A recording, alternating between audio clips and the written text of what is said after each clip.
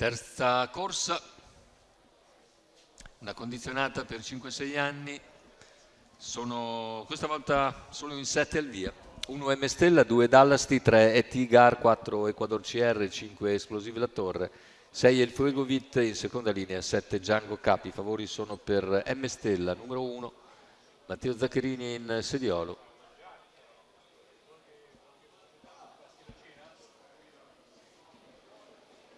Macchina che accelera, la velocità iniziale di Esplosive La Torre che parte fortissimo e supera in breve M Stella che prova ancora a rientrare, ma Esplosive La Torre è passata, quindi in vantaggio con gran partenza, grande lancio per Esplosive La Torre che completa in 13,9 i primi 200, sorprendendo M Stella, più indietro Dallasti e poi via via tutti gli altri, con Esplosive La Torre che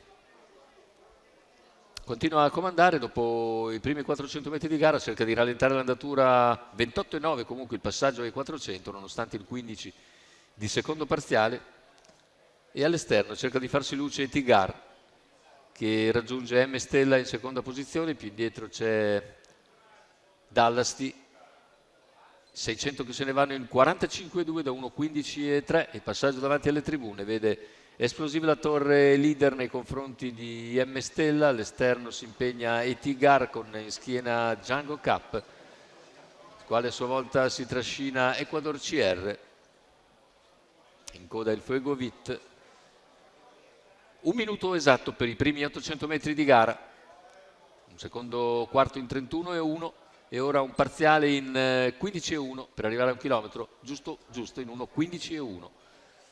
Esplosive La Torre si mantiene in vantaggio, all'esterno rimane Tigar, M Stella sempre in scia alla battistrada. 400 alla conclusione, 14,5 questa frazione con Esplosive La Torre ed M Stella nelle prime due posizioni, poi Dallasti, mentre Etigar non riesce a essere incisivo e c'è il tentativo in terza ruota di Django Cup, completamento della piegata, ingresso in retta d'arrivo. Esplosive La Torre entra in testa, si lancia in open stretch M Stella, lo scatto di M Stella che nel finale passa agevolmente per dominare, mentre la lotta per il secondo posto vede sul palo Dallasti piegare Esplosive La Torre che cala in fondo. 1,14,8, 34 a chiudere.